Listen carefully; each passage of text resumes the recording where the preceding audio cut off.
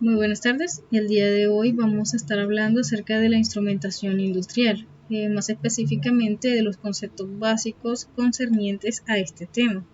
Mi grupo está conformado por Ángela Calderón, Nayovis Fontalvo, Daniela Padilla y mi persona Madeleine Hernández. Empecemos entonces con una introducción a la instrumentación industrial. Existe una gran variedad de procesos industriales. Sabemos que hay industrias alimenticias, industrias textiles, industrias químicas. También vamos a tener lo que son las centrales eléctricas, las centrales petroleras y pues en fin, una gran cantidad de industrias que prestan diversos productos y servicios. Algunos de estos productos pues van a ser más importantes o fundamentales que otros. Por supuesto, pues sin embargo el objetivo es siempre brindar la mayor calidad posible en todos ellos, por lo cual pues se hace obligatorio un control estricto de estos procesos. En ese sentido son los instrumentos de medición y control los que juegan un papel fundamental para la regulación y mantenimiento en las mejores condiciones posibles, hay que mencionarlo, de las magnitudes que hacen parte de estos procesos. La instrumentación y el control de procesos constituyen entonces una de las herramientas principales en la ingeniería, puesto que sabemos que las podemos aplicar prácticamente a todos los procesos que se desarrollan en esta área. Bien sabemos ya que para estos procesos se deben controlar y mantener constantes determinadas magnitudes, como por ejemplo los niveles de pH, el caudal, el nivel, también las condiciones de temperatura y presión, etc. Así pues podemos llevar a cabo por medio de los instrumentos adecuados el control y la regulación de estos procesos, permitiendo también que los operarios de una empresa regulen los equipos y los procesos que se llevan a cabo en ella a través de acciones computacionales por medio de una interfaz electrónica. Para este trabajo vamos a tocar los aspectos básicos más importantes de la instrumentación industrial, conceptos básicos y normativa utilizada en este tema tan importante pues para la ingeniería química y el control de procesos. Como ya mencioné, la instrumentación es fundamental en la regulación y control de procesos. Por ello es necesario que nos relacionemos íntimamente con la terminología asociada a ello, con las especificaciones y las características de los instrumentos que se emplean en estos procesos. Vamos a empezar hablando un poco de los procesos en lazo cerrado y abierto, ¿sí? Para el mantenimiento de las variables se requiere un sistema de control que compara el valor de la variable a controlar con un valor deseado y realiza una acción de corrección de acuerdo a la desviación existente sin la necesidad de que el operario intervenga. Para que esto sea posible, pues se incluye una unidad de medida, una unidad de control, un elemento final de control y el propio proceso. Estos serían pues los elementos de lo que nosotros llamamos el lazo de control, que puede ser abierto o cerrado, ¿sí?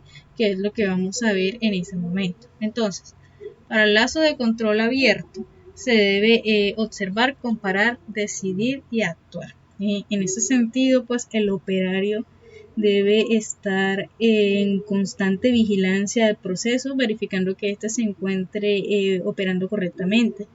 En caso de no ser así, el operario ha de decidir las medidas a tomar y actuar realizando cambios en la entrada que sabemos que van a tener sus respectivas repercusiones en la salida. Por otra parte, el lazo de control cerrado es posible que a través de elementos que puedan censar o transmitir lo que está ocurriendo en nuestro proceso se tome pues una acción de control previamente programada pues para efectuar sobre el sistema y así obtener el resultado que deseamos. Entonces aquí tenemos lo que sería ya un lazo de control cerrado, ¿sí? Con los respectivos elementos que sabemos que lo conforman. Seguimos con conceptos básicos de instrumentación. Procedemos ahora a definir en primer lugar lo que es la instrumentación, como para que nos quede completamente claro. Entonces la podemos definir como un conjunto de factores y tecnologías mediante los cuales pues, es posible llevar a cabo una medición a fin de recolectar la información necesaria para asegurar y mejorar los procesos industriales. También tenemos por acá lo que es el rango de medida, que sería el espectro de valores de la variable que queremos medir entre el límite superior e inferior, pues de la capacidad de medición, recepción o transmisión de un instrumento de medición, ¿sí? Por otra parte, pues el alcance es básicamente la diferencia entre el límite o valor superior y el límite o valor inferior del campo de medida del instrumento. Por acá también tenemos lo que es el error, que ya es un concepto que conocemos bastante bien. Sin embargo, vamos a tocarlo, a recordarlo un poco. Entonces lo vamos a definir como la desviación que se presenta al tomar una medida con un instrumento de medición con respecto al valor teórico de la misma.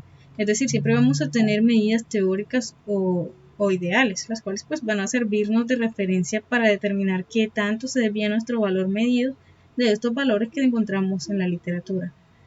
Sabemos que existe un error absoluto si se realiza la diferencia entre el valor leído por el instrumento y el valor verdadero. Un error relativo si se divide el error absoluto sobre el valor verdadero. También vamos a tener lo que es el error estático cuando hablamos de un proceso en condiciones de régimen permanente y un error dinámico si el proceso se encuentra en condiciones dinámicas. Cabe recordar también que si el proceso de medición se hace con varios instrumentos dispuestos uno después de otro, es decir, tenemos aquí por ejemplo 3 instrumentos y el valor, el error máximo del primer instrumento lo vamos a anotar como A, el error máximo del segundo será B y el error máximo del tercero será C, por ejemplo. Entonces, en ese caso el error va a ser el resultado de la raíz cuadrada de la suma algebraica de los errores máximos de cada uno de esos elementos elevados al cuadrado, ¿sí? Como lo tenemos aquí en esta forma.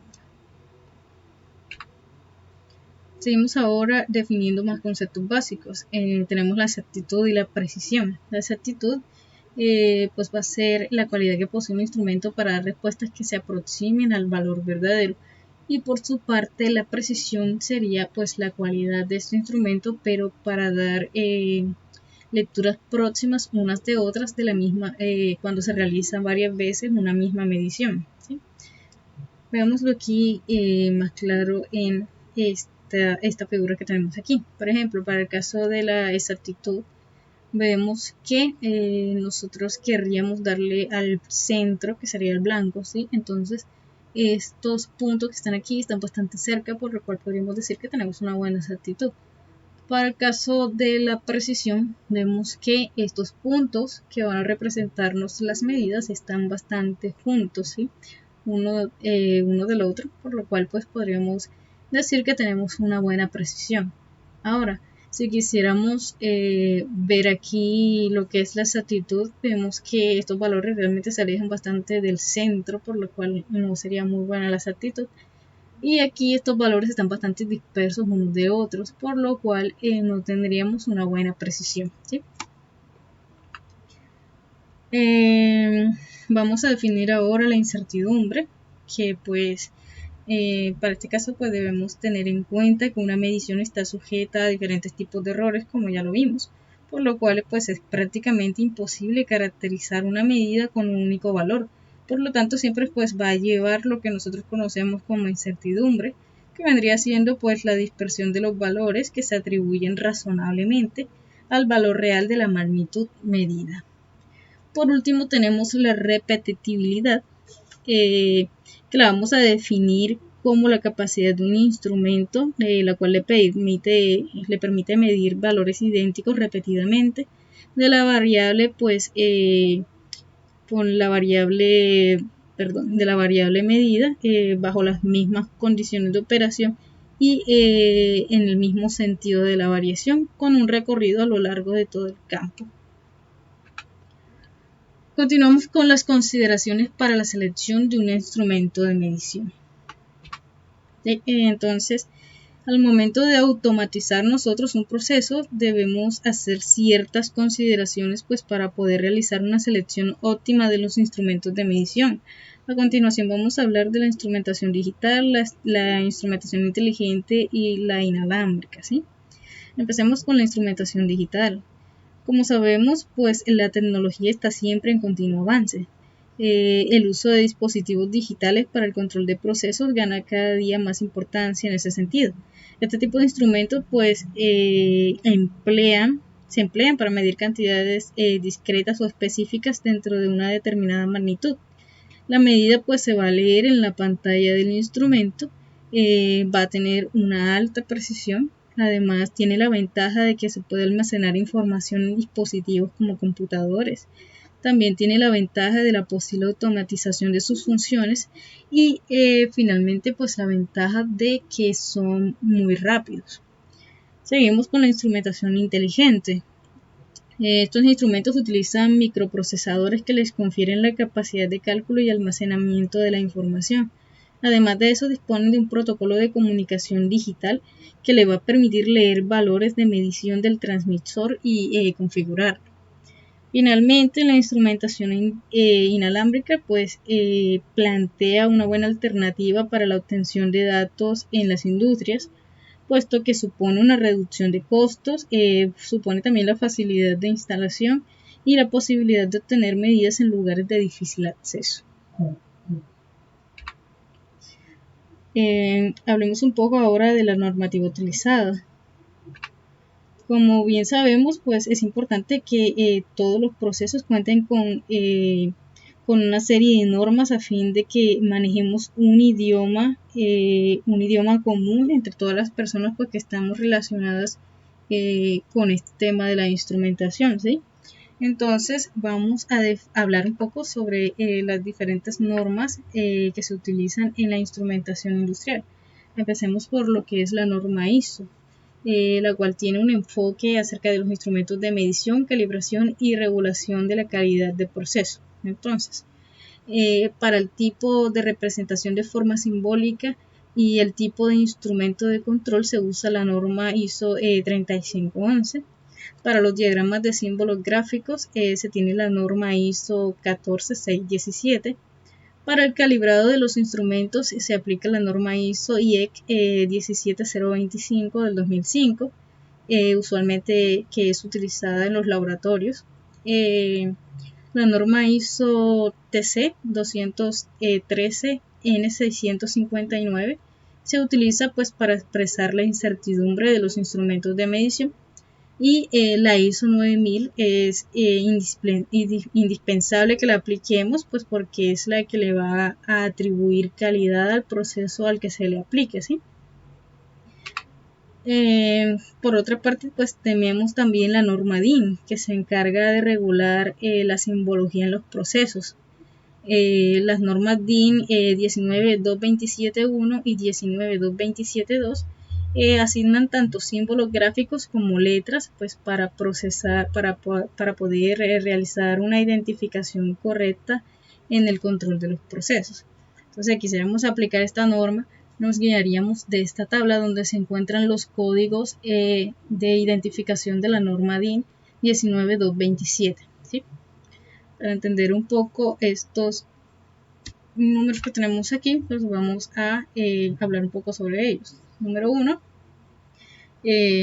las letras tienen una significación como letra complementaria y por ello pues no pueden utilizarse como letras sucesivas. En 2, se emplean solamente letras mayúsculas. 3, las primeras letras A, S, C, I, J y Z se reservan para una denominación futura.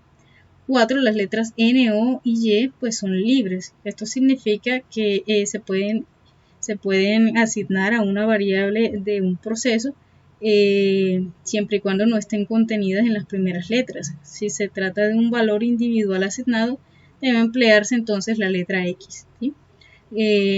5, valores de calidad o de propiedad del producto. Por ejemplo, concentración, pH, conductibilidad, punto de inflamación, etc.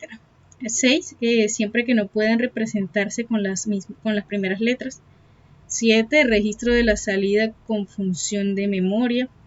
8, a las combinaciones de las letras consecutivas SH, SN, SL pueden añadirse las letras CL para con, ¿sí? Y CO para des, como lo tenemos aquí entre paréntesis. Y finalmente el 9, para letras de medición fuera del punto de medición y control.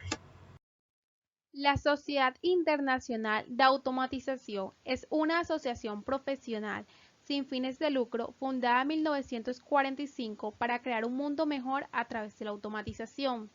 Esta sociedad crea y actualiza constantemente las normas usadas en la instrumentación empleada en todo proceso.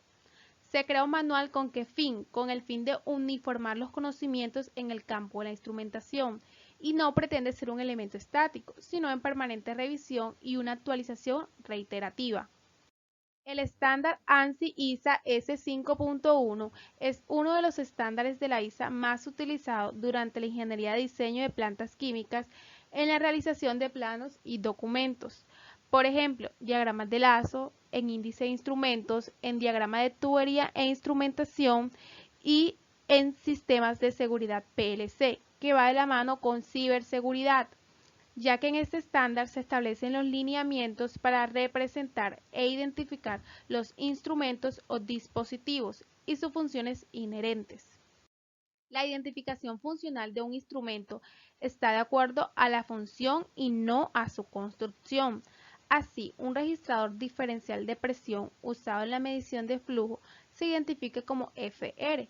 Las letras sucesivas de la identificación funcional designan una o más funciones pasivas o funciones de salidas. Esto se designa de acuerdo a la tabla presentada que fue tomada de la norma ISA S5.1 en la página 30. Seguidamente tenemos algunas reglas generales. No más de 4 letras pueden ser utilizadas, el mínimo es 3. Cada instrumento se debe representar en los diagramas mediante un símbolo y este debe estar acompañado por un número identificador o etiqueta. Además, los números de los instrumentos en los lazos pueden tener información codificada relacionada con la planta. Para los sufijos deben emplearse letras mayúsculas y todos los símbolos deben mantener las relaciones de tamaño estándar. Cada instrumento de identificación o función a ser identificado es designado por un código alfanumérico o un número de etiqueta. La identificación funcional de un instrumento o su equivalente funcional consiste de letras. La primera me designará la variable y una o más letras sucesivas me designarán la función ejecutada. Algunos ejemplos tenemos LI, indicador de nivel, FCB será válvula control de flujo, LIC será controlador indicador de nivel y PI indicador de presión. Los símbolos de dispositivos de instrumentación. En esta diapositiva podemos observar la tabla 1, que es la simbología de dispositivos de instrumentación. Los dispositivos y funciones representadas por el círculo son basados en hardware y son independientes o están conectados a otro instrumento. Los dispositivos y funciones representados por ese símbolo hexágono son configurados en sistemas de cómputo, tales como procesadores de proceso, optimizadores de proceso, controladores estadísticos de proceso, controladores avanzados. Y los dispositivos y funciones representadas por los últimos símbolos son instrumentación de visualización y control compartido, basada en microprocesador y con capacidad de comunicación de datos, donde las funciones son accesibles para el operador por displays o monitores. Los símbolos transmisores. Inicialmente los transmisores son elementos que reciben la variable de proceso a través del elemento primario y la transmiten a algún lugar remoto. Las señales que se usan para transmitir la información entre los instrumentos de lazo de control son generalmente de dos tipos, neumáticas y eléctricas. Aquí podemos observar los diferentes símbolos transmisores. Tenemos un transmisor con elemento primario integrado, un elemento primario genérico, la representación de un transmisor con elemento primario acoplado cerca, la representación de un transmisor con elemento primario remoto, la representación de un transmisor con elemento primario acoplado cerca e insertado en una línea de proceso, tanque o equipo. Y finalmente tenemos un transmisor con elemento primario integrado e insertado en una línea de proceso, tanque o equipo.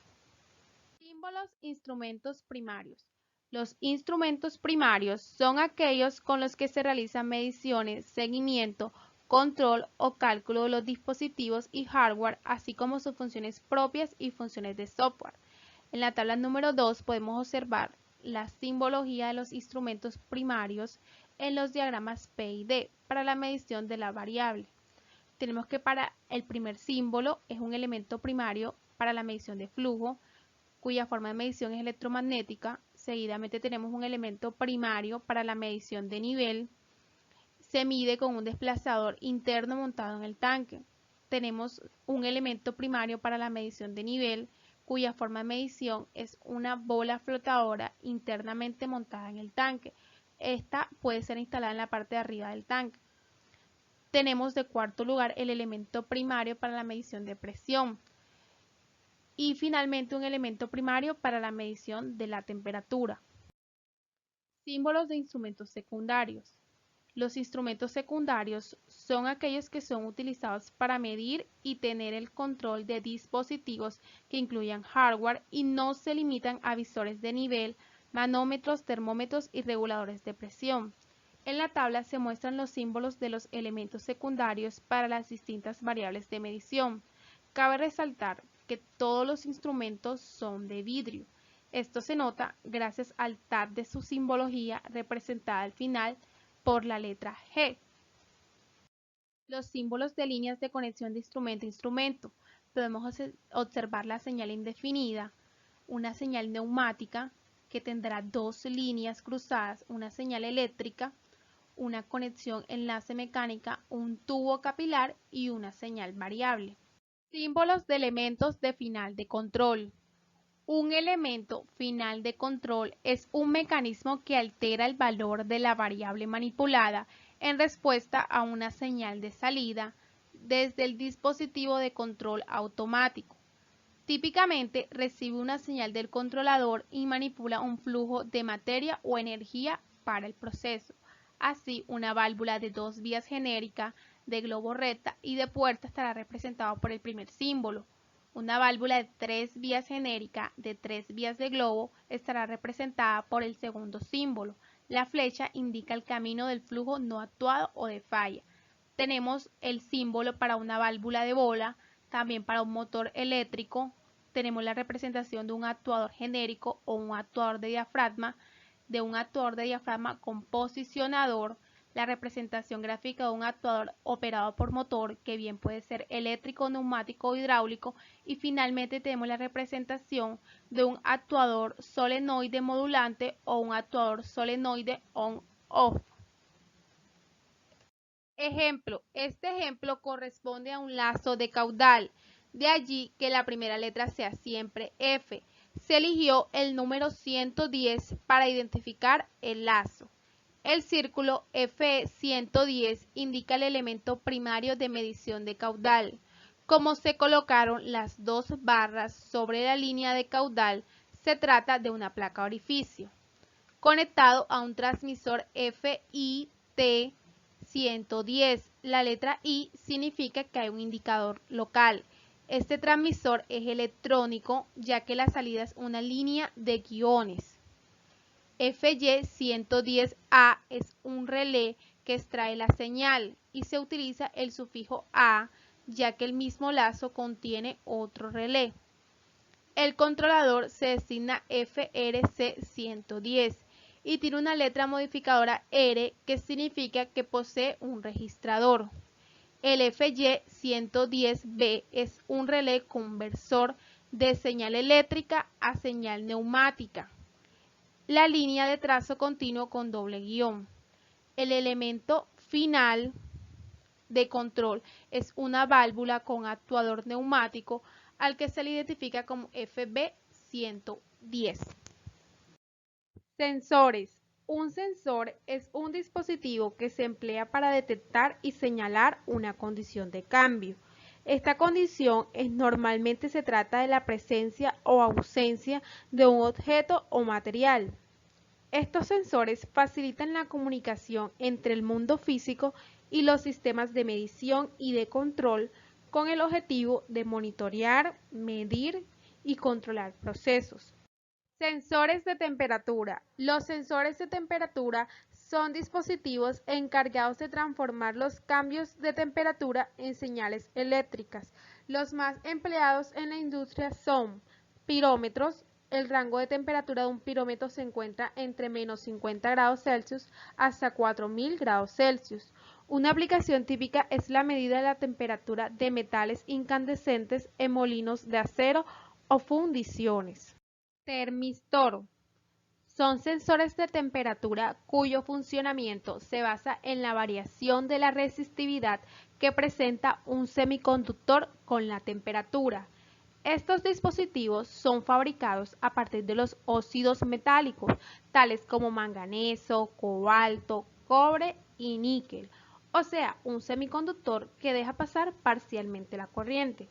Algunas características de los termistores son: sufren de autocalentamiento, por lo que hay que ser cuidadosos en la tensión y corriente que hacemos circular por el sensor para evitar falsos aumentos de temperatura. Tienen amplio rango de medición y bajo costo en el mercado. No son lineales, lo que dificulta la obtención de datos y complicación al calibrar. Existen dos tipos de termistores: los PTC, que son resistencias de coeficiente de temperatura positiva, constituidas por un cuerpo semiconductor, y los NTC, que son resistencias de coeficiente de temperatura negativa, constituidos por un cuerpo semiconductor. Termopares. Son sensores de temperatura eléctricos utilizados en la zona industrial. Para hacerlo funcionar, se debe hacer con dos alambres de distinto material unidos en un extremo. La unión de estos generará un voltaje muy pequeño, el cual va aumentando a la par con la temperatura. Son encapsulados para protegerlo de las condiciones extremas y deben utilizarse cables compensados para que pueda transportar esta señal sin que la modifique. Esto se puede observar en la imagen. Tenemos diferentes tipos de termopares: tipo K, tipo E, tipo J, tipo N, tipo B, tipo R, como se puede observar en la tabla. Sensores de presión. Los sensores de presión o transductores de presión son elementos que modifican la magnitud física de la presión en otra magnitud eléctrica, la cual será empleada en los equipos de automatización. Para cubrir los diferentes rangos de medida, precisión y protección, se dispone de una gran variedad de transductores de presión, fabricados con diferentes tecnologías que permiten cubrir todas las necesidades, como por ejemplo, transductores de presión miniatura. Han sido diseñados con el fin de armonizar tamaño pequeño y robustez. Estos son resistentes tanto a líquidos como gases corrosivos y se encuentran disponibles en versiones de alta temperatura. Sensores de alta presión. Se emplean en los vehículos para medir la presión del combustible y del líquido de freno. Este sensor mide la presión del combustible en el tubo del sistema de inyección. Manómetros digitales. Ideales para obtener una medida de presión rápida y precisa en un punto concreto. Tienen la singularidad de unir un sensor de presión y un visualizador LCD de bajo consumo, obteniendo un elemento para la medida de presión con pantalla digital. Sus rangos son de 0,5 hasta 2 bares y se utiliza en instalaciones hidráulicas en general y también en laboratorios.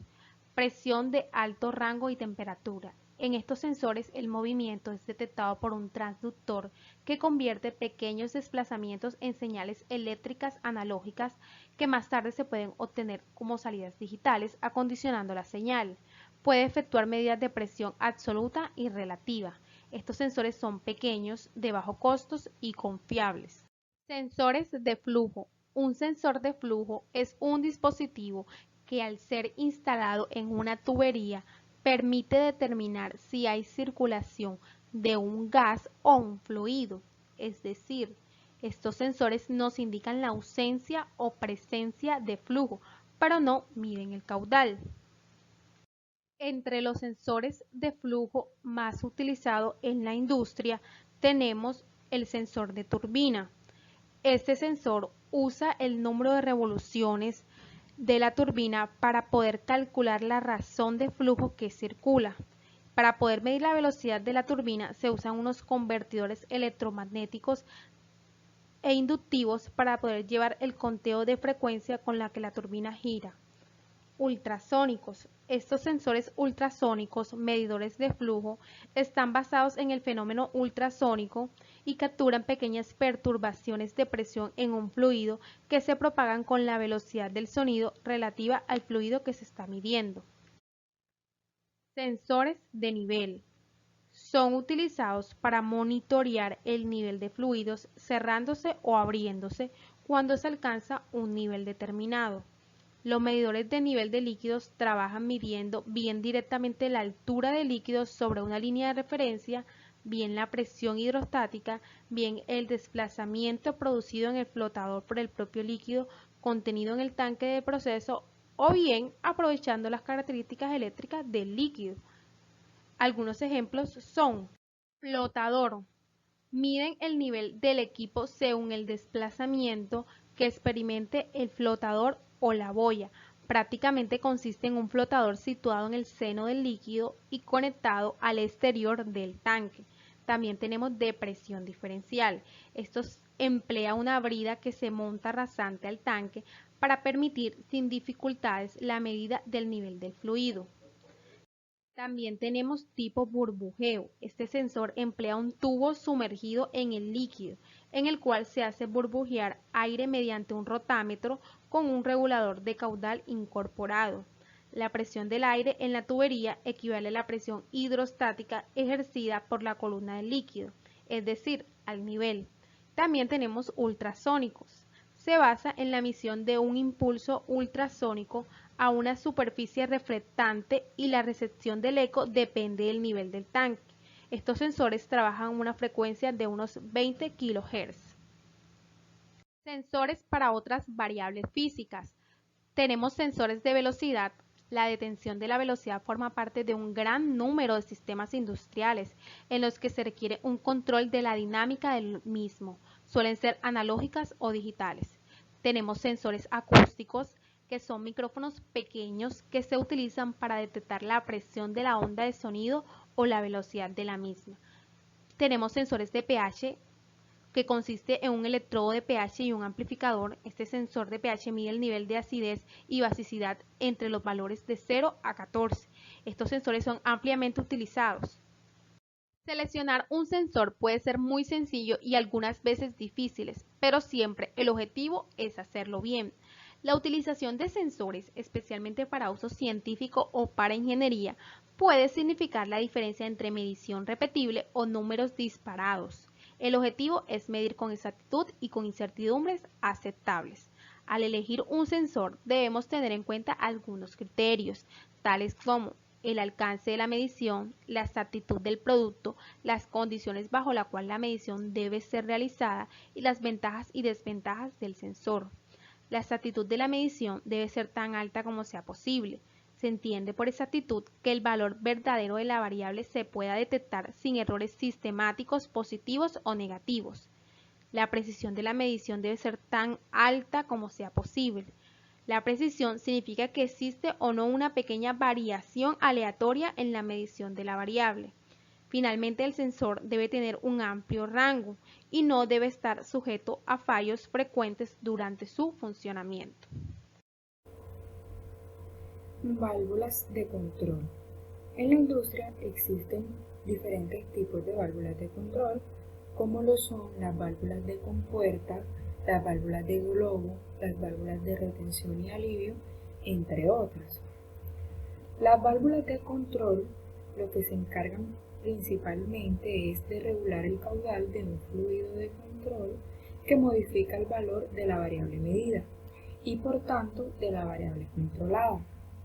Las válvulas de control cuentan de dos componentes. El componente número 1, que se conoce como el cuerpo de la válvula, y es el que se observa en el diagrama en esta parte inferior, y está compuesto por un obturador y un vástago. Este proporciona la conexión de flujo y la restricción del mismo. Este es el que se encuentra en contacto con el fluido del proceso. Y el componente número 2, que se llama actuador de la válvula. Esta es la parte que se encuentra en la parte superior y es el que está acoplado al cuerpo de la válvula y se encarga de abrir o cerrar la restricción que hay dentro de la válvula. El actuador está compuesto por un muelle, un diafragma, un vástago, un obturador y un asiento. Ahora les voy a explicar qué significa cuál es la función de cada parte de la válvula. Principalmente la válvula cuenta con un diafragma que es esta membrana que se logra observar aquí. Ese diafragma es el que recibe toda la presión del aire comprimido que entra por la parte superior de la válvula. Luego vamos a tener un muelle, que es el resorte que se observa, y ese resorte, lo que va a hacer es que se va a oponer al movimiento que ejerce la membrana de arriba, o sea, el diafragma, hacia abajo. También las válvulas cuentan con un vástago, que es la varilla. Es una varilla rígida, pues, que está acoplada al diafragma y comunica el movimiento de la presión ejercida por el diafragma hacia el tapón u obturador que tiene la válvula. Además, la válvula cuenta con un indicador de posición. Este lo que va a hacer es que va a mostrar cuán abierta está la válvula, si está completamente cerrada, si se encuentra a un 30, 50, 60% abierta o si se encuentra completamente abierta. También la válvula va a contar con un tapón, que es el que se observa aquí, que estoy señalando. Se llama tapón u obturador. Este tapón lo que hace es que sella, como puede sellar, como puede permitir el paso del fluido a través de la válvula. También va a tener una brida, que son las que se encuentran acá. Estas bridas lo que van a hacer es que van a permitir acoplar la válvula a la tubería del proceso. Y finalmente también las válvulas de control cuentan con un asiento, que es donde descansa el obturador, y es este que observamos aquí como esta B que se observa aquí en el diagrama. Ok, voy a hablarles ahora un poco sobre los tipos de las válvulas. Y bueno, vamos a empezar por las válvulas de compuerta. Bueno, este tipo de válvulas son adecuadas para el control todo o nada. Esto quiere decir que estas válvulas tienen que operar o completamente abiertas o completamente cerradas, ya que en posiciones intermedias tiende a bloquearse y eso afectaría al proceso. También tenemos las válvulas de globo. Estas válvulas pues generalmente son recomendadas para la estrangulación o la regulación de circulación. El cierre de este tipo de válvulas se da a través de un disco o un tapón que cierra o corta el paso del fluido en un asiento que suele estar paralelo con la circulación en la tubería. Y pues finalmente, entre la gran variedad del tipo de válvulas que existen en la industria, tenemos las válvulas de retención y alivio. Estas válvulas de retención y alivio pues son válvulas de adicionamiento automático. Estas operan sin controladores extremos y dependen del sentido de la circulación o de las presiones en el sistema de tubería para su función. Bueno, ahora voy a hablarles sobre los actuadores de control.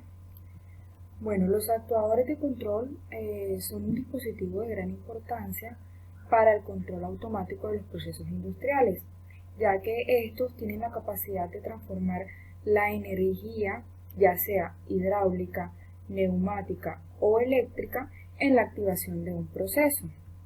Esto sucede con el fin de ocasionar un efecto sobre un proceso automatizado. ¿Cómo funcionan los actuadores? Bueno, el actuador lo que va a hacer es que va a recibir una orden que proviene de un regulador o de un controlador, y en función a ella se va a generar una orden para activar un elemento final de control. Se va a generar un elemento final de control, como por ejemplo una válvula. ¿Sí? Voy a hablarles ahora sobre que hay que tener en claro qué es un elemento de control. Los elementos de control final son los encargados de la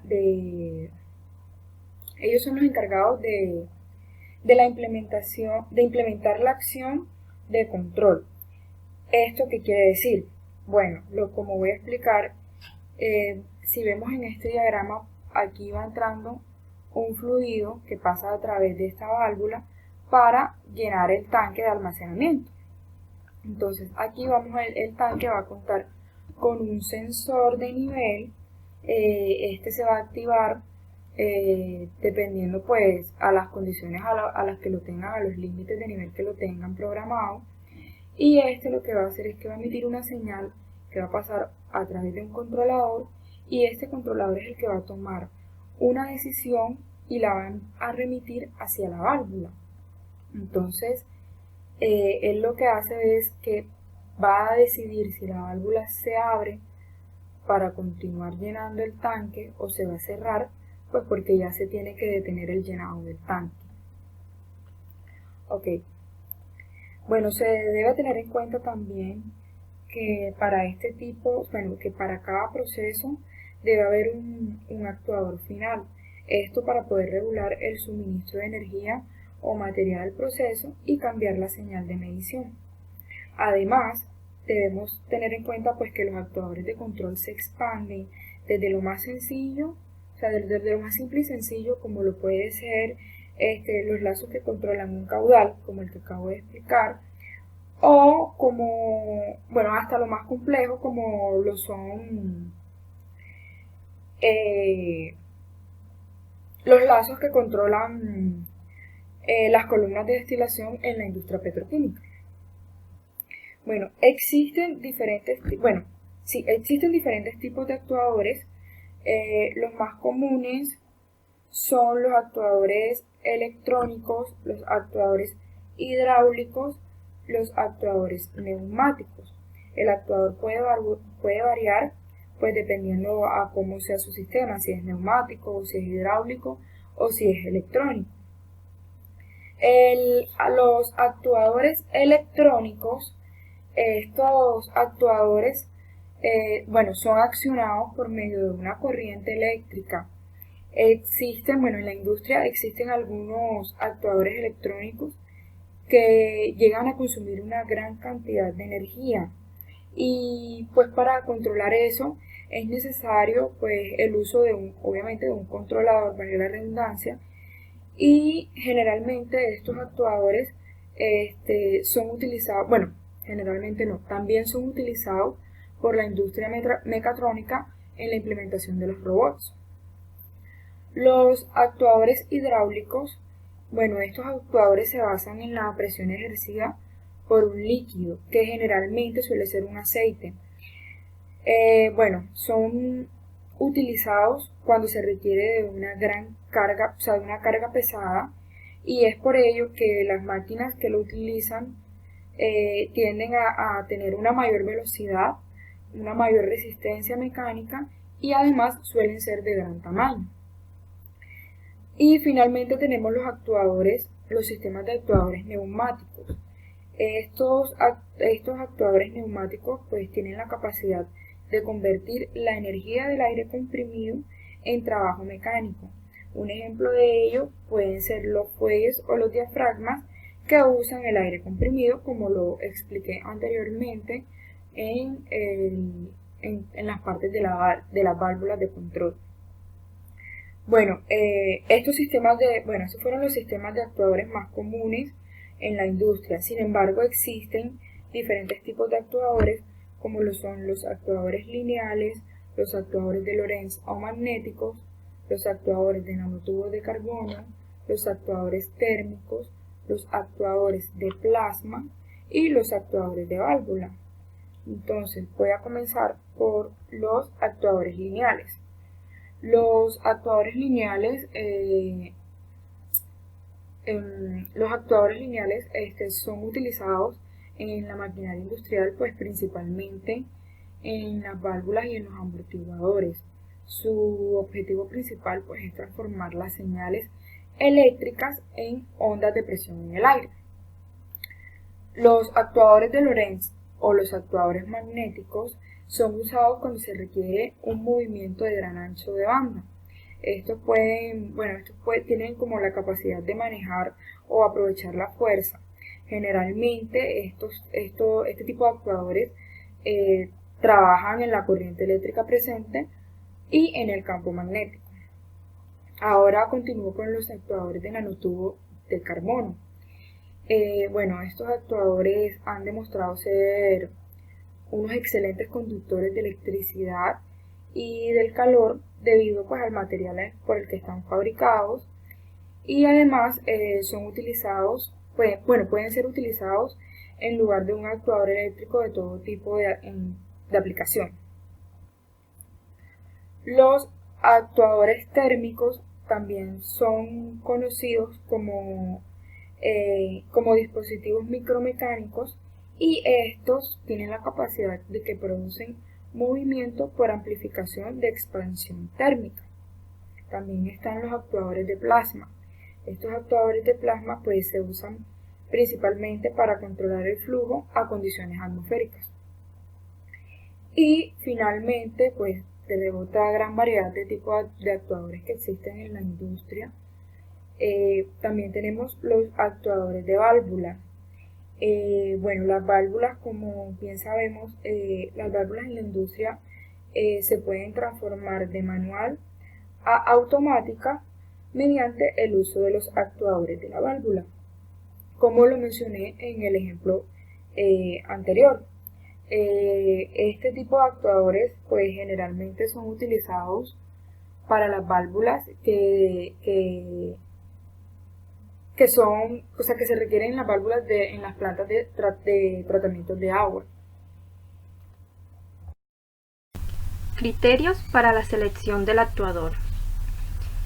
Al momento de seleccionar o de elegir el actuador para nuestro sistema de control, es importante y fundamental tener en cuenta un conjunto de datos como lo es el voltaje y la temperatura.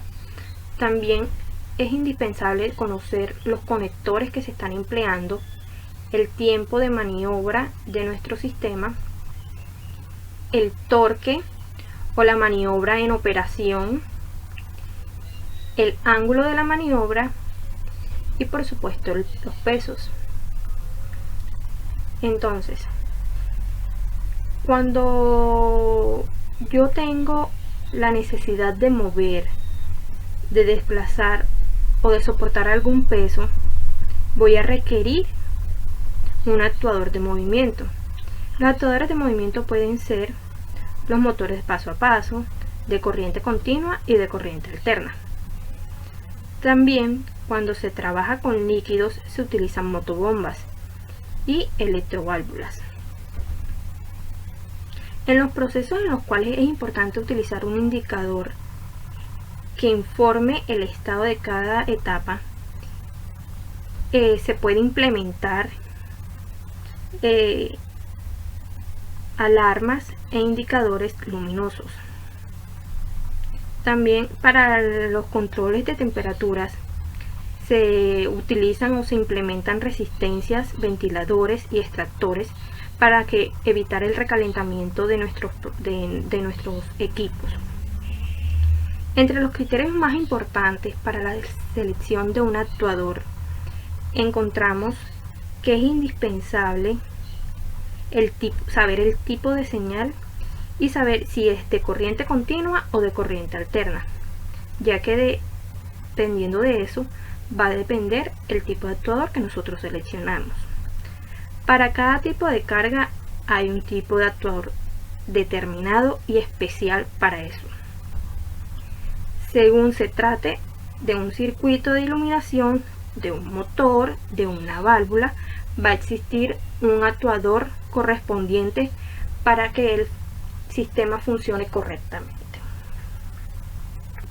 Transmisores. Son conocidos o llamados también como medidores, ya que estos actúan junto con los sensores para poder transmitir las señales. Los transmisores se caracterizan más que todo por ser aquellos instrumentos de control en los cuales se va a presentar un elemento primario y un elemento secundario. El elemento primario va a tener una conexión con el medio en el que se muestra la variable que se está requiriendo medir, presentando así los cambios físicos, químicos y biológicos a causa de las variaciones que se están manifestando en la variable que estamos midiendo. Los cambios que han ocurrido en el elemento primario van a ser asimilados por el elemento secundario, expresándolos como la transformación de las señales de la salida. Debido a la relación que hay entre el tipo de señal a la salida de los transmisores, se pueden clasificar de la siguiente manera: neumáticos, eléctricos, análogos y digitales. Los transmisores neumáticos son aquellos dispositivos mecánicos que convierten un desplazamiento mecánico en variaciones proporcionales de presión. Normalmente se utilizan para convertir una medida de cierta magnitud en una señal neumática, representando de esta medida, y la transmiten a cierta distancia al elemento medidor.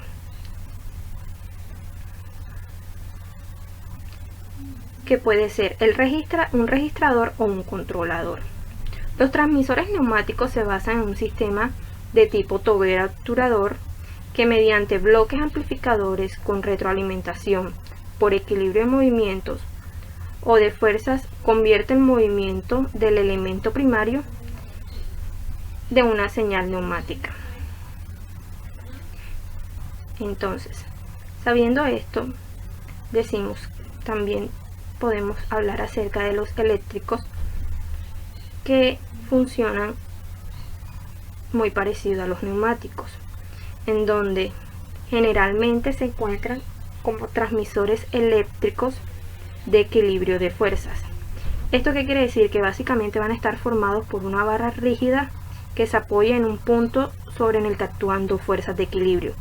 Una fuerza que va a ser ejercida por un elemento mecánico de medición, como lo es una espiral, un tubo de Bourdon, un fuelle, entre otros que se manejan en la industria.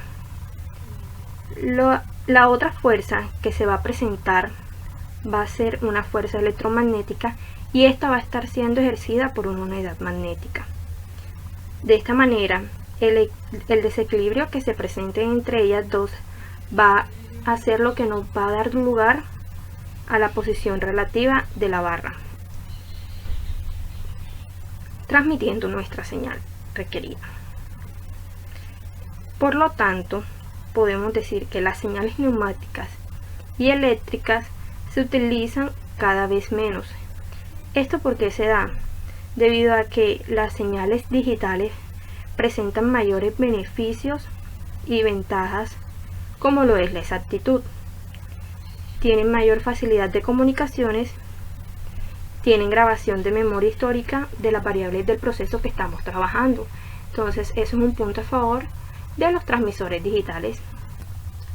Pasando ya a lo que son los transmisores análogos, tenemos que ellos son aquellos que presentan una alta precisión y convierten una señal generada por uno o por un conjunto de celdas de carga a un formato estándar de corriente y a un formato estándar de voltaje, siendo estos dos formatos normalmente usados en el control de procesos industriales.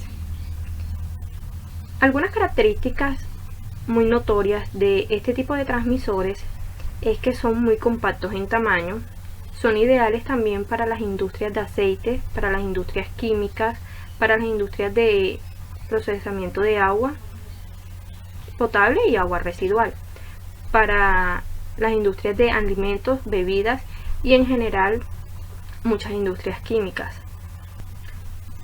También se dice que son capaces de realizar mediciones de flujo y presión diferencial, de presión de vacío, presión absoluta y nivel de líquidos.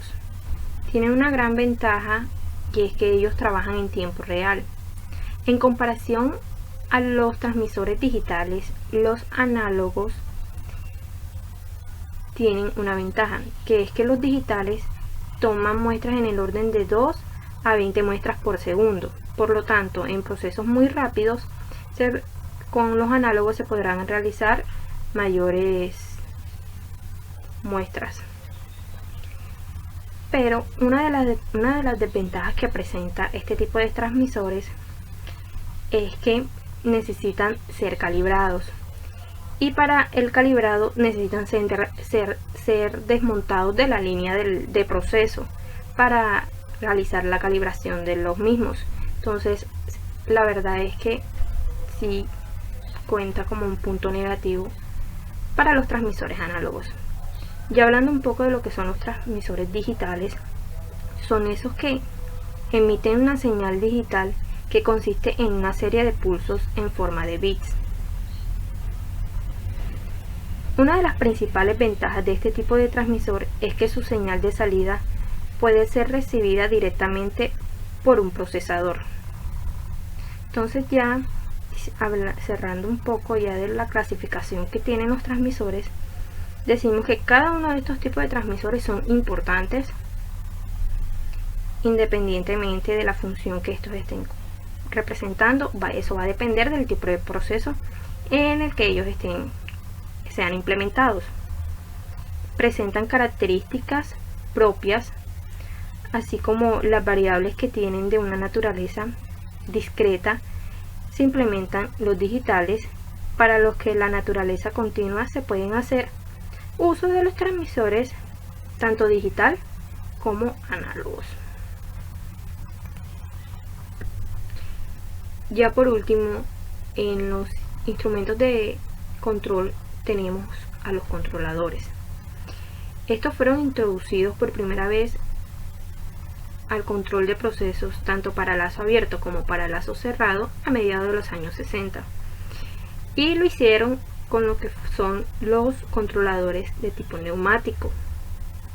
Este tipo de controladores empleaban amplificadores operacionales con el objetivo de suministrar las funciones del control. Con el paso de los años, este tipo de controladores fueron reemplazados por los microprocesadores.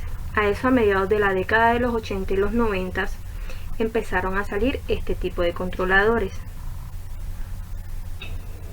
En la actualidad, los dos tipos de controladores son implementados dependiendo de la necesidad y de los requerimientos que se estén llevando en nuestro proceso.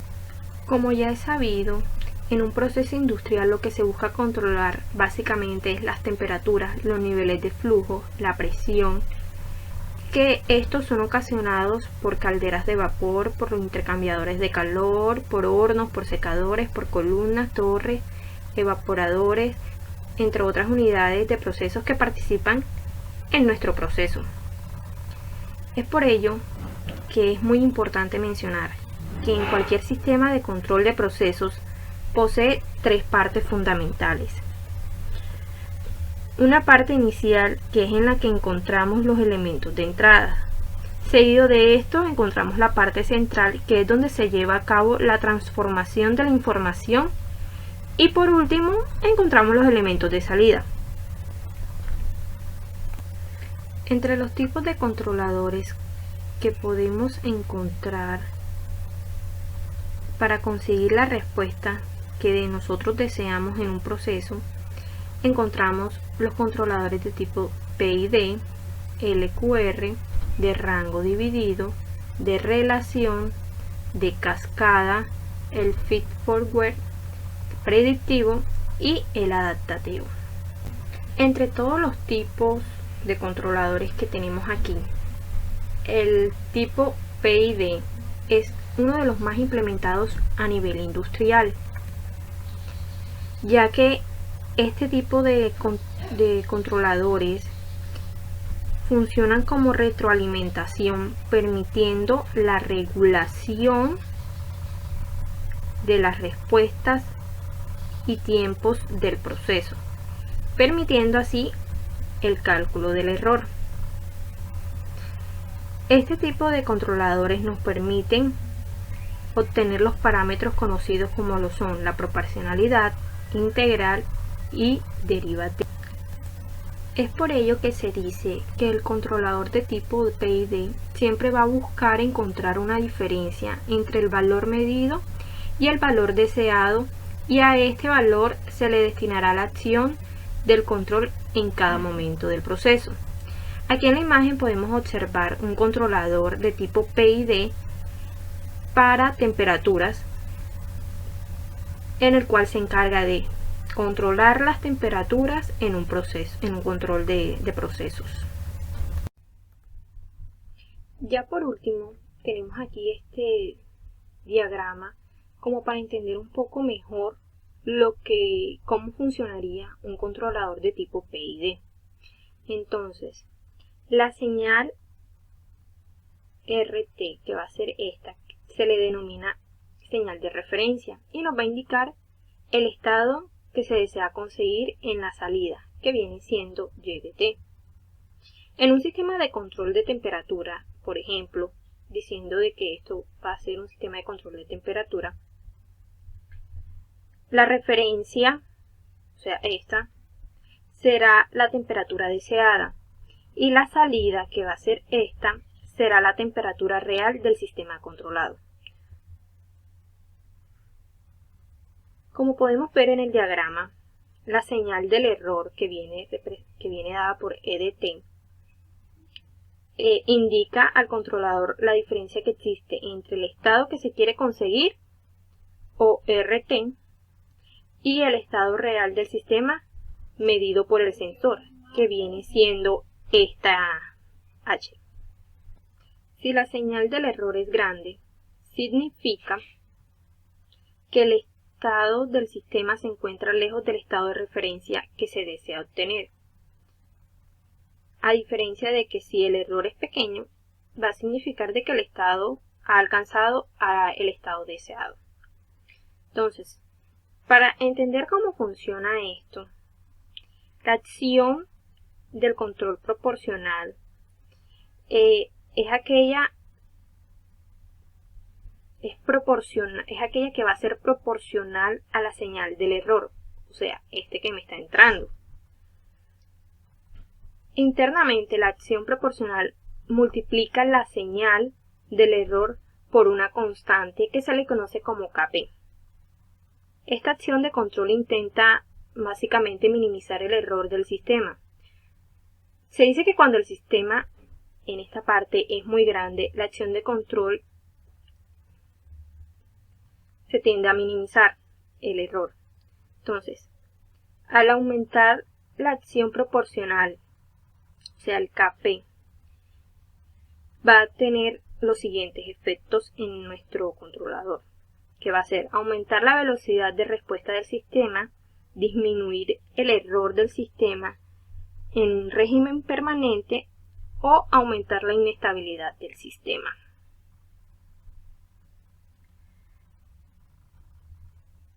Teniendo en cuenta también la acción del control derivativa, en donde esta acción va a ser proporcional a la derivada de la señal del error, o sea, esta, que de otra forma va a ser llamada velocidad del error. Se dice que si al aumentar las constantes de control derivativa, o sea, KD, se tienen los siguientes efectos. Se aumentará la estabilidad del sistema controlado, se va a disminuir un poco la velocidad del sistema y el error en régimen de permanencia va a permanecer igual. Esta acción de control va a servir, por lo tanto, para estabilizar una respuesta que no oscile demasiado. Y ya, por último, tenemos lo que es la acción del control integral, donde la acción del control va a calcular la integral de la señal del error que nos está entrando a nuestro controlador. La integral se le puede ver como la suma o la acumulación de la señal del error. A medida que pasa el tiempo, pequeños errores se van a ir sumando para hacer que la acción integral sea cada vez mayor. Con esto se consigue reducir el error del sistema en el régimen permanente. Una de las desventajas de utilizar la acción integral es que esta añade cierta inercia al sistema y por lo tanto lo hace más inestable. Es por ello que al aumentar la acción de KI se tienen los efectos de disminuir el error del sistema en régimen permanente, aumentar la inestabilidad del sistema y afecta un poco la velocidad de nuestro sistema.